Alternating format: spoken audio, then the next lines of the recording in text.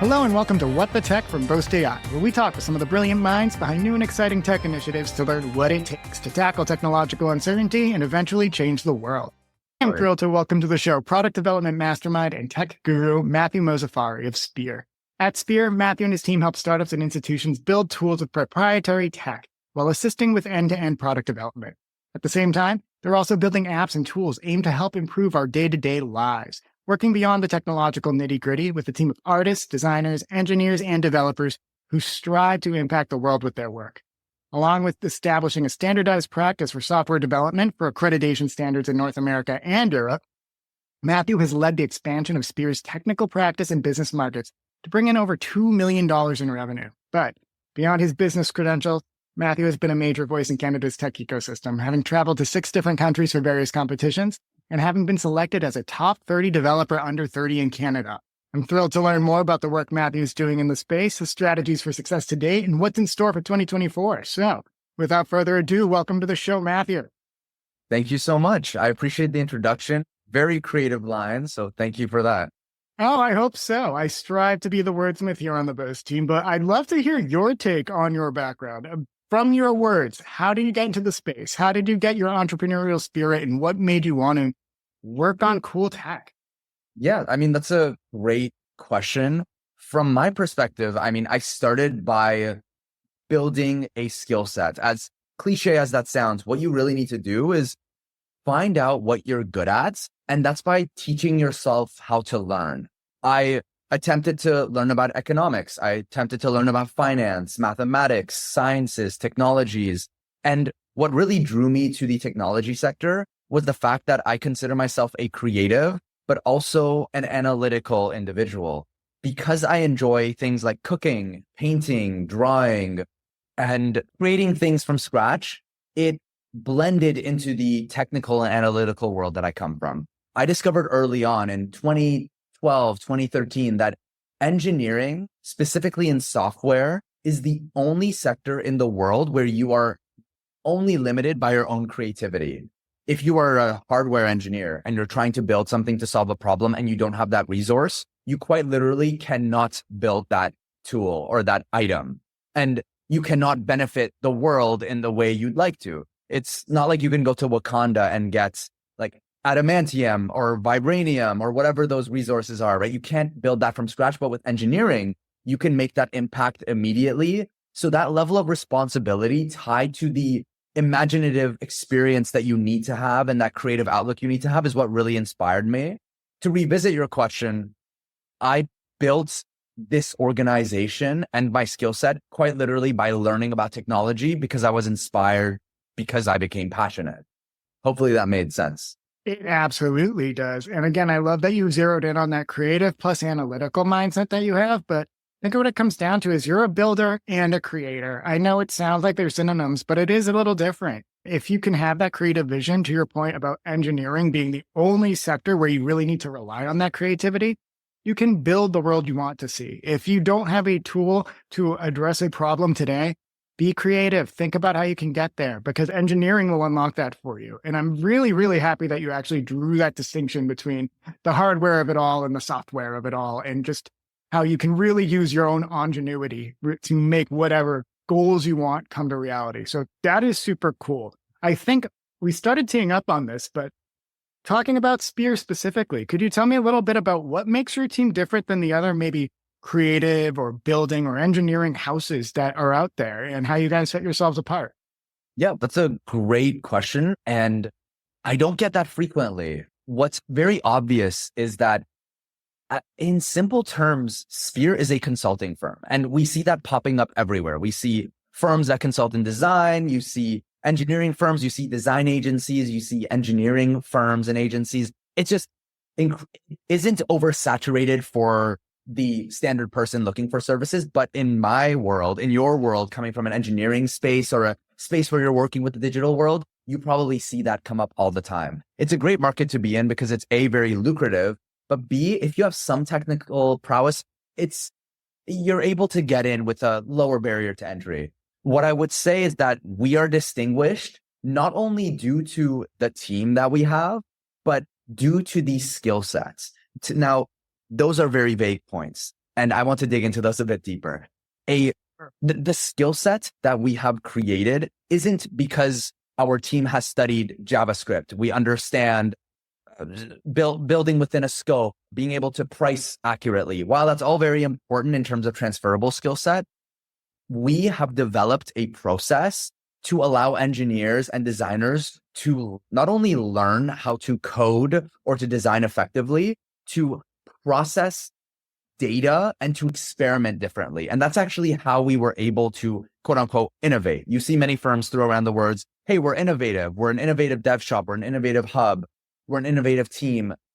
Like a lot of that, if I'm being frank, is they're buzzwords and it's just sound. For me, when I started my engineering skill set, I built one of my first applications, which got purchased and patented.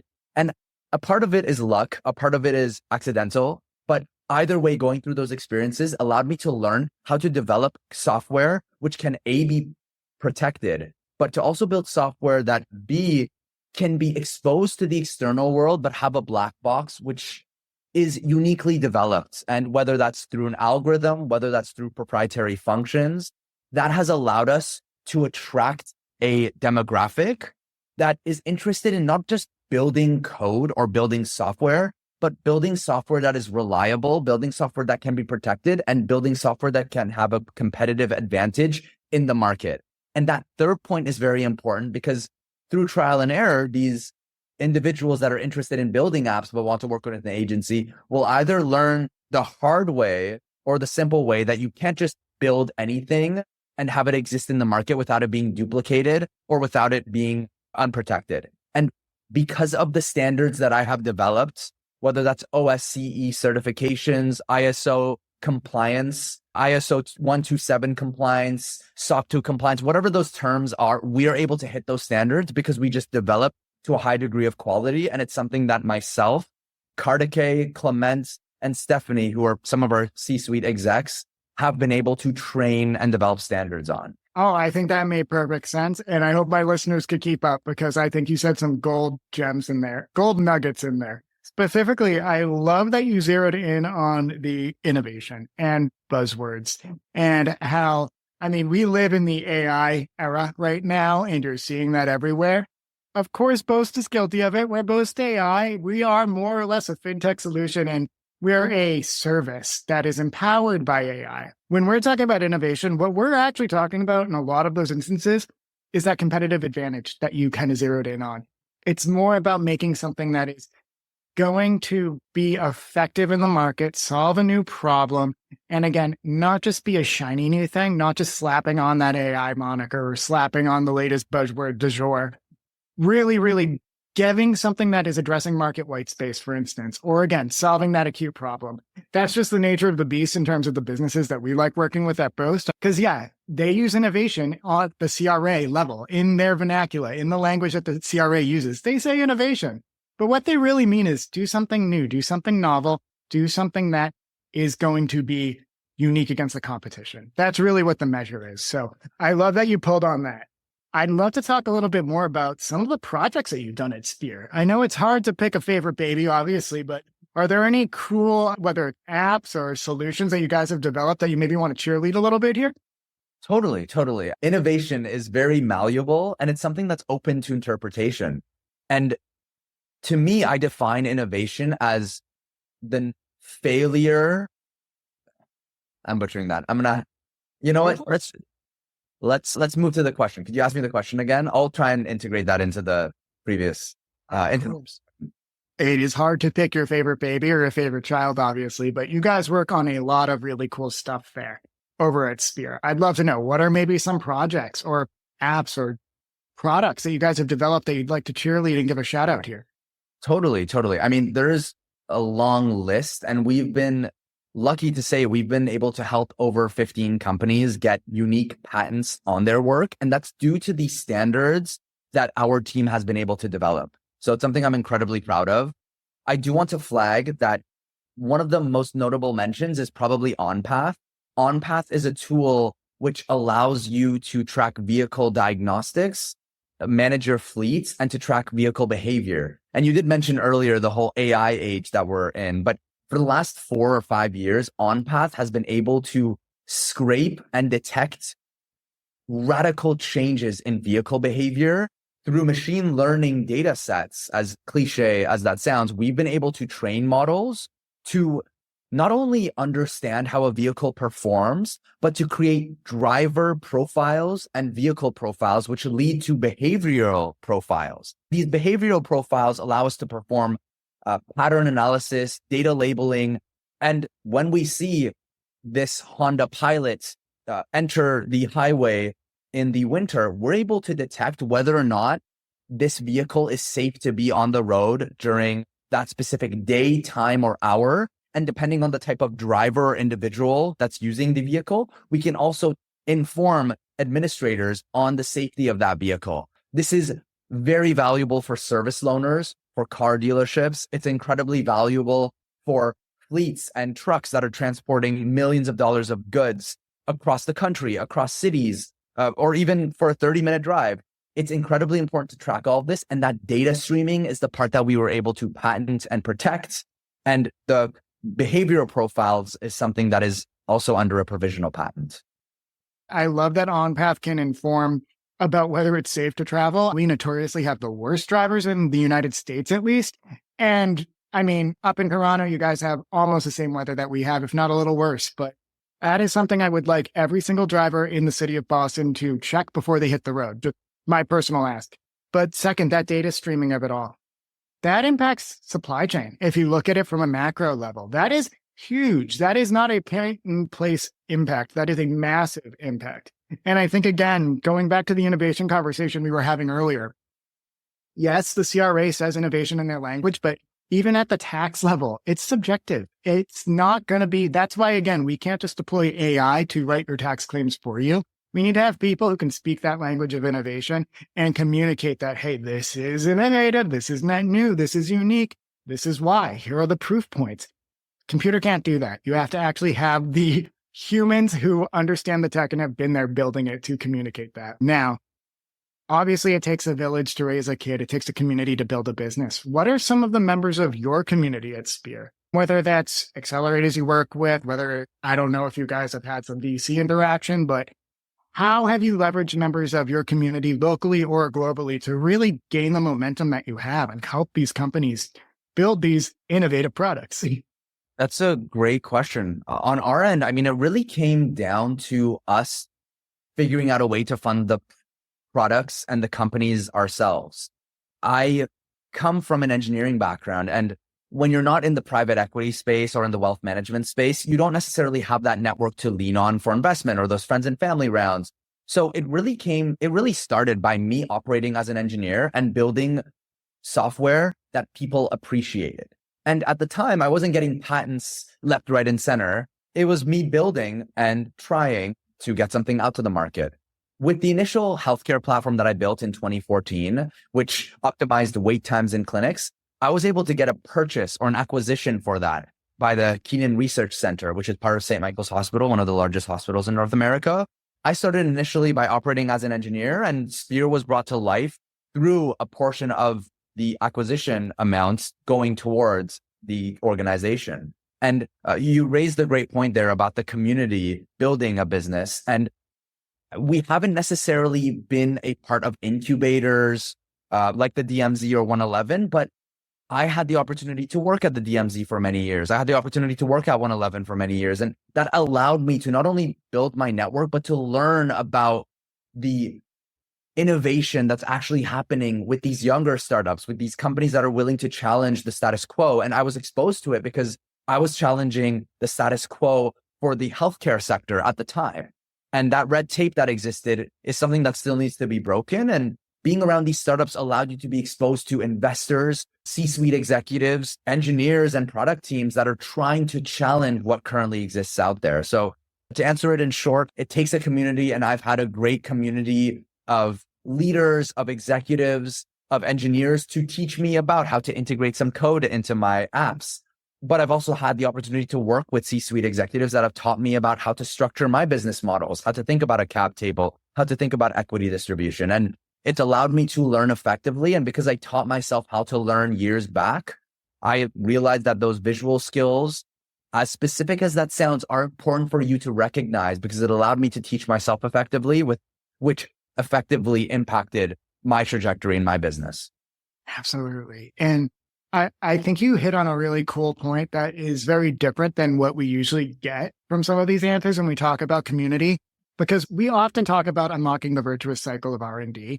And that usually hinges on our shred offering or on getting R&D tax credits or innovation capital that is born from the R&D that you're doing and that you can recoup a share of. But I love that you used the example of that healthcare app that you had created. And then you took the funding from that to launch another new innovation, to get another thing off the ground. To be honest, that demonstrates to the larger community that you, as an individual, Mathew, are doing your due diligence, and that is somebody who's got their entrepreneurial mindset in the right place. So even if you didn't know out the gate how to build your cap table or how to make that capital strategy, you showed to members of the community that you have that spirit and that this is somebody they want to get into business with. So kudos to you on that one. I just think that's a really cool take on the larger entrepreneurial path that we don't really get a peek into. It's also great that you didn't try to hand over equity per se at an early stage on a lot of this. By retaining all of that, you get to tap into that creativity that you like. You get to build the solutions you want to build. And you get to remain proud and remain invested in a literal sense, but mentally too. It's still your baby and you're still able to see it go and grow. So I love all of that. And I love that different take that you gave us. Now for 2024, what's in store for the rest of the year? What's on deck for Speer as you guys are on to the next thing? Or what are some projects you're working on now that we can maybe peek at? Yeah, that's a great question. I'm not as exposed to the day-to-day, but even if I was, I wouldn't be able to disclose exactly what innovation is happening. But right now, what I can say is that we are failing at a lot of initiatives. And that's a very positive statement, as odd as that sounds. When you fail, it tells you, it's a hint. It's the universe telling you to go into a different direction. The granular example, we're still working on data streaming, working with OBD2 devices, taking data from dummy breadboards and communicating that using cellular data. Those are some pieces of experimentation that is happening. It deals with GSM bands, with cell towers. That's a big initiative for us, the triangulation of locations. We are failing at that to a certain degree. And what that means is that when we're experimenting with cellular data and we can't seem to cache memory or we can't succeed at what we're trying to do, that's a hint that what we're doing is challenging what exists, which means we're challenging the status quo. But that's also a hint that we're hitting a roadblock. So we have to try something else. So that's why we try to fail fast. And when we fail fast, we're able to bounce back into a different direction. And we will inevitably hit a point of innovation. And that point of innovation won't be solving all of the world's problems for GSM bands and cell service.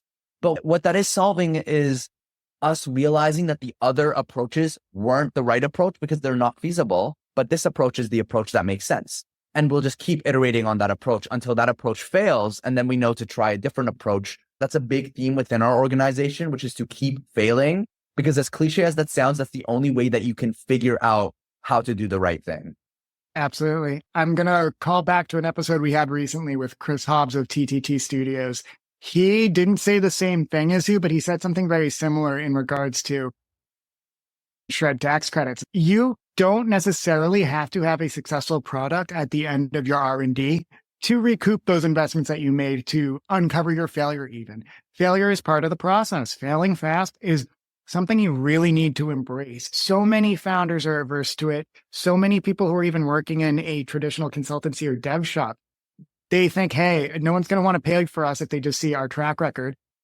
But that's kind of showing your due diligence. Again, it goes back to you demonstrating as a founder that you put your money into it and you put your money where your mouth is. You guys are going to keep iterating. You're going to fail fast, but failure is, I think, learning. You taught yourself how to learn and be creative and to really have that entrepreneurial spirit. So I think that is all beautiful. And now I'd love to know, for our founders listening, what's some sage wisdom you would give to somebody looking to get into the entrepreneur game in 2024? I would probably start by saying to ensure that you've developed your grit factor. I'll say the grit is very important in this line of work because you're basically operating as a magician. You are creating something out of nothing without even knowing what direction you want to take it in. Fast forward 5, 6, 7 years later, we've created jobs for 30 people. So what you need to do is identify a strategy which allows you to test results and see results immediately. That could look like you releasing your website with nothing to get feedback and analyzing that using Google Analytics or Hotjar, that's free, and seeing those results, saying, hey, how long are people spending on the website, literally just reading what the website is and the value out of the product. And then you can decide, okay, I'm going to add a call to action, which allows you to put in your email address. And then you can see how many people are interested in the email address. Maybe I can try and have people book a call with me instead. And then maybe that creates results. Or maybe both of those fail and you go, okay, I can no longer test the website. I need to start cold calling people. I need to start talking to my friends. I need to start hosting dinners where I cook for people and have people sit in and look at the product. And when you're able to try multiple approaches to test results, you are able to innovate and fail and succeed faster. Because when you have grit, you don't look at the email landing page and go, oh, that was a failure because no one approached it. You don't bucket the successes or the failures. You look at it as another approach to iterating and to testing. And maybe you discover you don't even need a landing page at all. Maybe the product that you're pitching is so valuable because you have a strong communication style. But you'll never, like, these scenarios I'm describing are real scenarios I dealt with in 2013, 2014. Like, I had to do this from scratch. And that's how I discovered, hey, I have a stronger communication style. Maybe I'll take it to them instead of them looking at a website passively. And you can only discover that by trying it and failing at it and testing it rigorously again. And that grit factor is important because without grit, you would look at the website and go, maybe when you look at your website, you'll go, I didn't have 10,000 reviews or 10,000 views on the website. I only had 5. But instead of bucketing it, if you have grit, you look at it and go, hey, that's great. How do I take those 5 people and have them book a meeting with me? Or how do I take those 5 people and convert that into a sales pitch? And you can only really do that by having grits. I love it. Get your grit factor up. And I think without saying it, you alluded to it, measure, analyze, and then act on it. Move quickly. If it's not working, try the next thing. That doesn't work. Don't sit on your haunches just because iteration seems like a lot of work. That's the point. You got to put the work in. One point I want to really touch on regarding innovation, and I mentioned it earlier, how it's like that feedback loop, which is you failing and gives you a hint on how to progress further. I think it's worth flagging that the reason why we work so well with the CRA, with Shred accreditations and Shred innovations is because we're able to build products that either don't exist in the market or B, exist in the market, but allow us to manipulate certain portions, which requires experimentation, which naturally provides a Shred kickback, but more importantly, allows you to be protected because it can be patented, which gives you a competitive advantage in the market. So one example I'd like to mention there is with Uber Eats. There are many Uber Eats competitors out there, but where they distinguish themselves is through the middleware. They're able to build algorithms which connect you to a driver faster, or they build algorithms which communicate to multiple devices at once. And that requires a certain level of thinking and solve, which allows you to come up with a novel solution. That's where I wanted to end it off.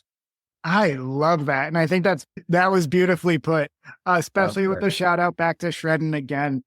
I think that it just speaks to like, it's not something everybody has. Being able to identify that middleware and where you can actually pull out some of the inefficiencies. Like, you got to have an eagle eye for that. Matthew, that was fantastic. I really appreciate it.